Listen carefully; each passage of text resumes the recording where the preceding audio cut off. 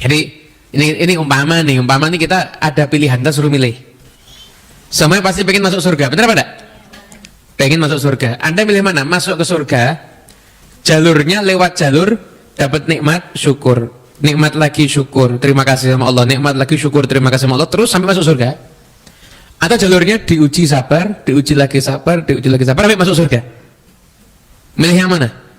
Assalamualaikum warahmatullahi wabarakatuh. Alhamdulillahirabbil alamin. Allahumma shalli ala Muhammad wa ala ali Muhammad. Semoga apa yang disajikan bermanfaat untuk kehidupan kita semua. Sukses dan selamat dunia akhirat. Allahumma amin.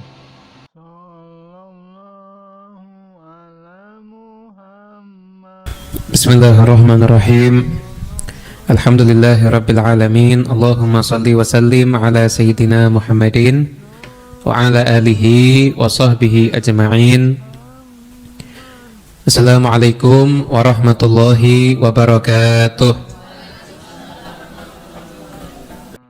Alhamdulillahirabbil alamin. Segala puji hanya bagi Allah Subhanahu wa taala, Tuhan semesta alam. Allahumma shalli ala Muhammad wa ala ali Muhammad. Ya Allah, berilah rahmat-Mu kepada Nabi Muhammad dan kepada keluarga Nabi Muhammad Sallallahu Alaihi Wasallam. Alhamdulillah, di hari Rabu sore kali ini Allah Subhanahu Wa Taala mengizinkan kita semuanya berada di tempat yang dibacakan ayat-ayat suci Al-Quran. Dari sekian banyak aktivitas yang dilakukan oleh semua manusia yang bernafas di sore hari ini, kita termasuk yang aktivitasnya paling mulia, insya Allah. Karena Allah memilih kita semua untuk mendengarkan ayat suci Al-Quran, mendengarkan nasihat dan lain sebagainya. Habib Abdullah bin Alawil Haddad dalam kitabnya Risalatul Mudzakarah ada bab yang beliau buka dengan hadis, idza sarratka hasanatuka wa sa'atka sayyi'atuka fa anta mu'min. Kalau perbuatan baikmu menjadikan kamu bahagia dan perbuatan burukmu menjadikan kamu sedih, maka kamu adalah seorang yang beriman. Jadi kalau kita tuh mau tahu ada iman atau tidak dalam diri kita, maka ya tinggal kita lihat kalau kita lagi berbuat kebaikan semacam ini, seneng apa enggak? Seneng, alhamdulillah, berarti punya iman. Dan kalau kita sampai kepleset berbuat dosa, maka kita juga harus merasa susah. Itu adalah ciri-ciri orang yang beriman. Orang yang beriman itu dia meyakini bahwasanya setiap apa yang dia lakukan, entah itu perbuatan baik atau perbuatan buruk, masing-masing ada konsekuensinya dari Allah Subhanahu wa ta'ala. Dan beliau juga melanjutkan lagi masih dalam kitab Risalatul Mudzakarah itu, beliau mengatakan begini, kalau kita ini sama Allah diberikan taufik itu adalah kekuatan untuk berbuat ketaatan. Ya, kekuatan untuk bisa berbuat taat namanya taufik. Contoh, ini kajian Rabu sore. Yang tahu kajian ini kira-kira sama yang hadir banyak yang tahu atau banyak yang hadir? Banyak yang tahu pasti ya. Nah itu, tapi yang hadir sama yang tahu lebih banyak yang tahu, tapi yang hadir lebih dikit ya. Kenapa kok jenengan bisa hadir? Bukan karena rumahnya dekat, hadir rumahnya jauh mungkin. Nah, karena jenengan dapat taufik. Nah, taufik itu ada terciptanya satu kekuatan untuk bisa melakukan ketaatan, gitu loh. Namanya taufik.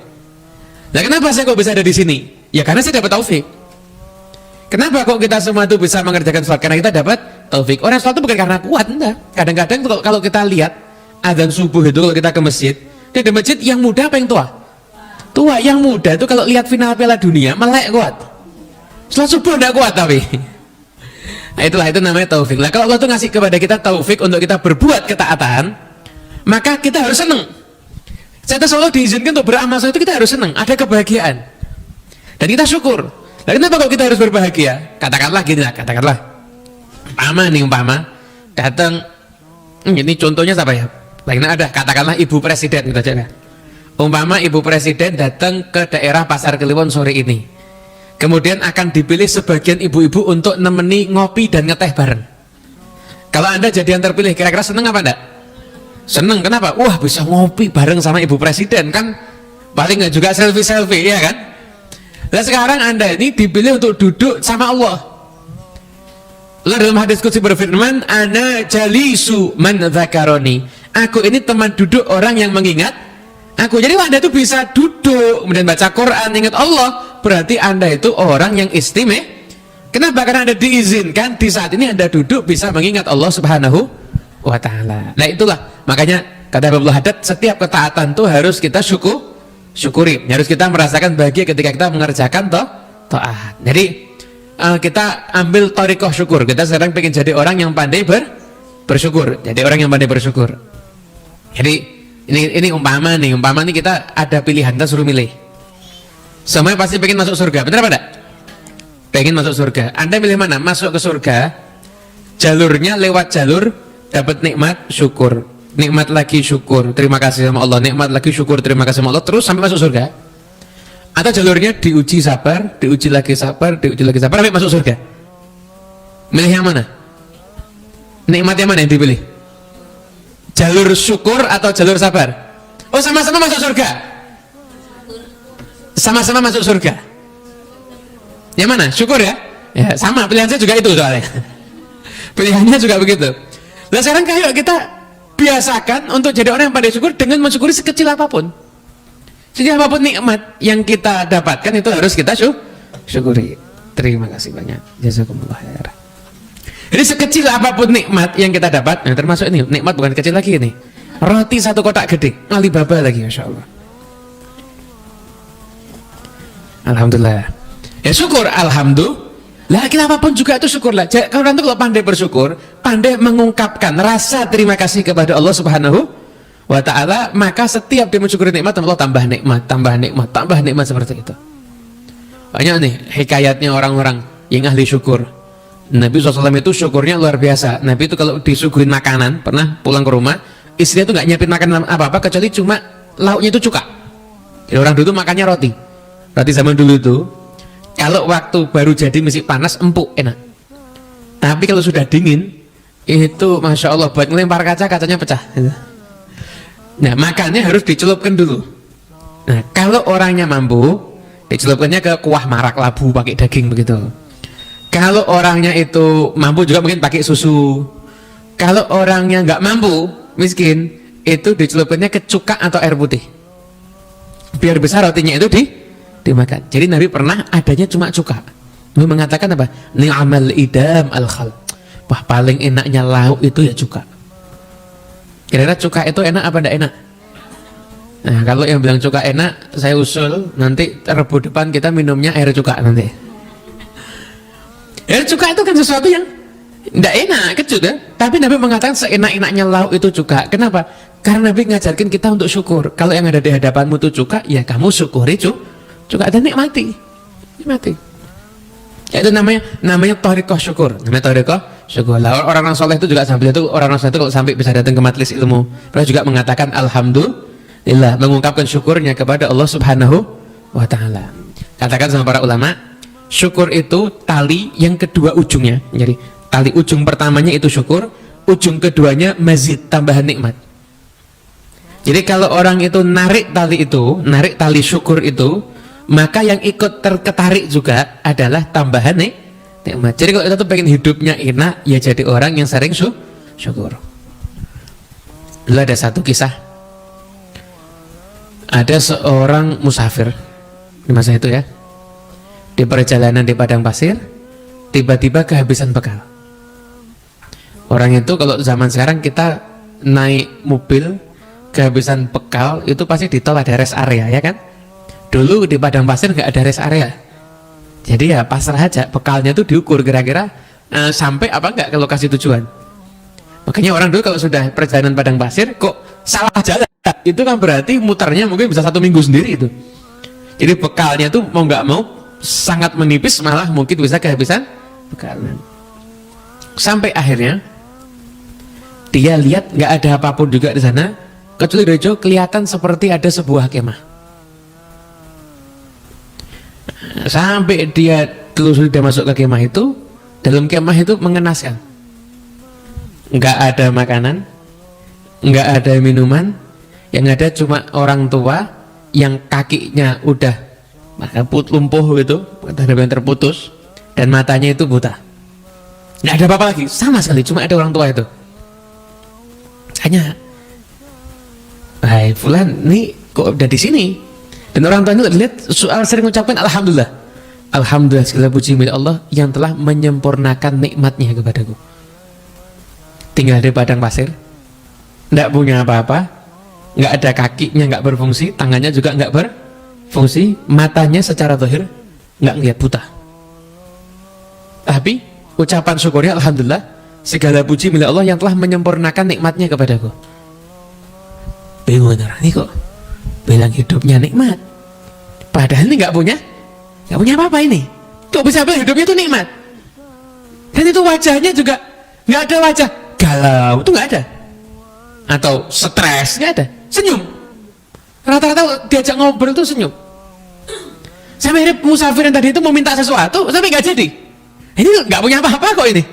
Ini nawarkan, ada nggak yang bisa saya bantu? Dijawab, iya, saya tuh tinggal sama anak saya. Anak sini udah 3 hari nggak datang. Udah 3 hari nggak datang. Coba tolong kamu lihatin di luar, siapa tahu kamu ketemu sama anak saya. Karena siapapun yang kamu temui di luar ini itu pasti anak saya, karena nggak ada orang lain di daerah sini kecuali saya dan anak saya. Oh iya. Tadinya akhirnya mau minta ini musafir, akhirnya malah menawarkan bantuan. Akhirnya keliling, jadi ternyata kelihatan ada jenazah. Jenazahnya itu lagi dikerumunin sama singa. Lalu singa berkerumun tidak melanggar prokes ya, tidak apa-apa ya. Jadi dikerumuni sama singa begitu, kerumuni sama singa. Lihat jenazah ini pasti anaknya ini, karena nggak ada orang lagi kecuali ini. Pulang ke sana bingung mau ngasih tahu gimana ini. Akhirnya nanya, yang musafir ini pura-pura nanya, tahu nggak ceritanya Nabi Ayub? Masya Allah, Nabi Ayub diuji sama Allah, kehilangan hartanya, kena penyakit, wafat 12 anaknya. Menurut riwayat kan begitu kisahnya Nabi Ayub alaihissalam, selama bertahun-tahun untuk seperti itu. Ya kata yang musafir tadi, ya kamu diuji sebagian dari apa yang diujikan Allah pada Nabi Ayub. Kenapa? Anakmu dimakan sama singa. Jawaban orang tadi apa? Ini anak satu-satu yang nemenin ini. Jawaban orang ini mengatakan, alhamdulillah, sambil senyum, anakku sudah mendahului aku ke surga. Nah, kaget loh, kok bisa bilang anak ke surga? Iya, anak saya kan sholat, nggak pernah, saya tidak tahu dia tuh maksiat, dan itu dia birrul walidain, ya secara syar'i kan masuk surga insya Allah. Anakku dulu ke surga, alhamdulillah. Ini musafir tambah bingung lagi ini. Ini orang hidupnya tidak bisa dibuat susah. Hidupnya isinya cuma bersyukur. Dalam masa itu mengucapkan 2 kalimat syahadat. Asyhadu an la ilaha illallah wa asyhadu anna Muhammadan Rasulullah. Lihat meninggal dunia. Musafir, ya Allah, problem apa lagi ini? Sudah cari minum nggak dapat minum, malah harus ngurusin jenazah sekarang. Jenazah itu hukumnya apa ngurusin jenazah? Fardu kifayah ya. Lalu satu-satunya orang cuma dia, jadinya fardu ain, wajib. Contoh nih, ada orang mati di daerah kita, yang wajib siapa ngurusin? Ya orang daerah kita, salah satu sudah ada yang ngurusin, ya gugur tuntutan untuk yang lainnya. Paham ya? Ini yang ada cuma dia, berarti yang wajib ngurusin siapa? Ya dia ini musafir ini. Dia udah cari minum, nggak dapat minum, malah akhirnya harus ngurusin jenazah. Akhirnya bingung keluar, ya Allah ini mau kemana nih? Harus tak tolong dia. Dia kedengaran dari jauh, subhanallah, teriak-teriak. Kedengaran dari jauh, dipanggil, subhanallah, dengar. Allah dengar. Nah itu, setahu ini ada orang tua lumpuh buta, anaknya mati dimakan singa. Sekarang dia mati. Saya harus gimana ini? Ayo bantuin saya yuk. Kata 4 orang yang jalan ini, ada 4 orang tadi. Orangnya tua buta. Iya betul. Di mana sekarang? Di situ. Begitu lihat orang tua ini, langsung 4 orang ini rebutan nyumin. Diciumi, dimuliakan. Musafir tadi bingung, siapa ini? Kok kamu rebutan nyumin? Dia siapa? Ini Abu Kilabah, sahabatnya Rasulullah SAW yang masih hidup, yang ada di antara kita saat ini. Ini yang salah satu yang masih hidup ini. Ini ditawarin jabatan tinggi, nggak mau, akhirnya dia pergi ke sini. Ini orang yang terkenal doanya mustajab ini. Terkenal doanya mustajab. Kata musafir tadi, alhamdulillah, Allah memperjumpakan aku dengan sahabatnya Rasulullah SAW, dengan hambanya yang soleh. Senang. Nah, kita bisa ini ya, bisa ngambil pelajaran. Artinya kita ini semua tidak diuji seberat itu, insya Allah. Dan semoga kita juga nggak diuji dengan ujian yang berat-berat, insya Allah ya. Kita nggak diuji seberat itu. Tapi syukur kita itu kurangnya luar Biasa. Seandainya kita tuh mau mensyukuri setiap keadaan, jadi maaf, sambat sering apa enggak? Setiap sambat kita itu kita ganti syukur, maka itu jauh lebih mendatangkan perubahan ke dalam kehidupan kita dibandingkan keluhan-keluhan kita setiap hari. Kalau kita nih misalkan mau sambat, tapi kita mikir lihat positifnya, terus kita syukur. Jadi sebelum sambat itu diganti alhamdulillah, maka semua problem kita tuh akan teratasi dengan syukur kita itu tadi. Benar itu. Nah, karena syukur itu tambah nikmat kok. Anda umpama problem sakit demam, alhamdulillah cuma sakit demam, coba serangan jantung, iya kan? Mending mana? Nah kan akhirnya mau sambat demam kan tidak jadi, mau sambat doang kan tidak jadi. Akhirnya jadinya apa?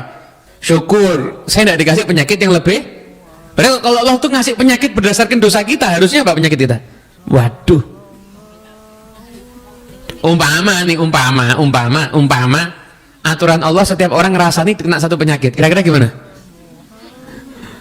Naudzubillah min. Tapi kalau kita tuh maksiat, Allah masih ngasih kesempatan tuh, paling diuji sakit ya cuma demam. Makanya ujian hidup itu seperti apapun juga, pokoknya tidak usah sambat, tapi mikir bagaimana di setiap keadaan kita ini harus bisa bersyukur kepada Allah Subhanahu wa Ta'ala. Kalau kita bisa itu ini ilmu sepele. Tapi kalau kita bisa ngamalkan ini, hidup kita enak. Hidup kita itu nih, jalannya orang-orang soleh itu ya begini ya, syukur tadi itu. Saya tadi kebetulan ngaji fikih surah. Di kajian tadi itu dikisahkan bagaimana Nabi Muhammad SAW itu membantah orang-orang orientalis. Jadi ada sebagian orang-orang orientalis itu buat buku mendiskreditkan Nabi, mengatakan tujuan dakwahnya Nabi Muhammad itu hanyalah tujuan untuk politik aja. Dan kita fikih sirahnya Syekh Ramadan Al-Buti disebutkan, kalau tujuannya Nabi Muhammad dakwah itu hanya tujuan politik, mustahil. Ketika Nabi itu dakwah, awal Nabi langsung diganggu sama orang-orang kafir. Orang-orang kafir itu mengganggu Nabi, nggak mempan. Kemudian ngasih tawaran, negosiasi. Tawarannya apa? Kamu berhenti dakwah dah, nggak usah ngomongin Tuhan, hidup normal aja. Tapi kamu saya jadikan orang terkaya di Arab. Kita ngumpulkan harta, kamu saya kasih harta. Kamu jadi orang terkaya di antara kita. Kamu jadi orang termulia di antara kita. Pangkatmu paling tinggi secara sosial. Dan kamu jadi raja. Ini Arab gak ada kerajaan, kita akan jadikan kamu tuh raja kita. Tidak ada keputusan yang kita buat kecuali dengan izin kamu. Tapi berhenti dakwah ya, nggak usah dakwah. Nah, kalau Nabi Muhammad SAW itu tujuannya untuk harta dan politik, kira-kira tawarannya diterima apa enggak? Diterima. Benar gak? Diterima kan? Diterima. Tapi Nabi Muhammad bukan untuk itu. Rasulullah itu ya memang nggak mau itu, dan benar itu bukan cuma diungkapkan dengan lisannya, tapi jawabannya, aku nih nggak seperti yang kalian pikir. Aku tidak datang untuk minta harta kalian, minta pangkat di antara kalian, atau minta jadi raja, enggak. Aku ini diutus jadi Rasul, dapat kitab suci, aku sampaikan pada kalian. Firman Allah Ta'ala ini, urusan-urusan yang ada di Al-Quran ini, kalian mau terima, itu keberuntungan untuk kalian dunia akhirat. Tapi kalau kalian tahu, aku akan sabar sampai Allah mendatangkan ketetapannya, apa yang harus saya lakukan. Ya udah, nyantai jawaban Nabi. Dan itu memang terrefleksikan dalam perbuatan Nabi. Nabi itu sederhana hidupnya, ya kan? Dari saking sederhananya Nabi itu, sampai pernah istrinya itu datang, 9 orang istri Nabi datang minta tambahan nafkah biar untuk menaikkan taraf hidup. Turun ayat itu kata Allah, ngasih pilihan, milih mana, milih Allah, Rasulnya, akhirat, atau silakan untuk milih dunia, akan diceraikan dengan cerai yang bagus. Bukan cerai terus musuh, enggak, diceraikan dengan sarohan jamilah, cerai yang bagus. Itu semua. Pernah kali tanya sama Nabi Siti Aisyah, pilih mana? Dan saya, aku milih Allah, Rasulnya, dan akhirat. Nabi senang. Saya ngomong lagi, Rasulullah, ini istri yang lain mau ditanya gini juga. Kalau ditanya, kalau nggak ditanya kan berarti dianggap istrinya kan jadinya cuma Siti Aisyah aja mungkin kan, satu-satunya istri Nabi. Sudah senang saja. Ya saya tanya, kalau gitu jangan bilang ya kalau saya sudah jawab Allah dan Rasulnya. Oh enggak, setiap semua mau tak bilangi begitu. Akhirnya semua 11 istri Nabi milih Allah, Rasulnya, dan akhirat. Nah, jadi terus saya hidupnya alhamdulillah serba kecukupan. Berarti saya nggak bisa niru Nabi? Bisa. Kalau Anda sedang diuji kekurangan, Anda sabar niru sabarnya Nabi. Anda dan Allah dikasih kecukupan, maka Anda syukur niru syukur yang diajarkan oleh Nabi Muhammad SAW. Terutama Bu, pertama, Anda di rumah punya kulkas ya? Ya jangan kelewatan lah, mosok makanan sebulan disimpan di kulkas. Jangan. Anda kalau sekiranya itu sudah Anda makan, masih ada sisa, cari orang yang mungkin ada tetangga Anda yang malam itu nggak makan. Nah, di sekitar itu mungkin ada santri atau guru TPA mungkin yang susah-susah Anda cari makan. Anda Masya Allah nyiapkan makanan frozen buat setahun. Pas nggak masak, saya siapkan ini bergedel stoknya buat untuk bukan cuma setahun, sampai berapa tahun dari saking banyak. Ya enggak bagi, Pak. Bagi-bagi. Jadi syukurnya kita kalau kita punya kelebihan harta adalah dengan kita menjadikan sebagian harta kita itu sebagai kebahagiaan untuk hamba Allah yang lain. Nanti ditambah nikmatnya sama Allah. Tambah nikmatnya Allah Subhanahu taala. Masya Allah kita mulai dari sini jadi hamba yang mari bersyukur insyaallah ya. Amin. Allahumma amin. Dan sudah cukup sekian. Wal asri. Sallallahu ala Muhammad. Sallallahu alaihi wasallam. Sallallahu ala Muhammad.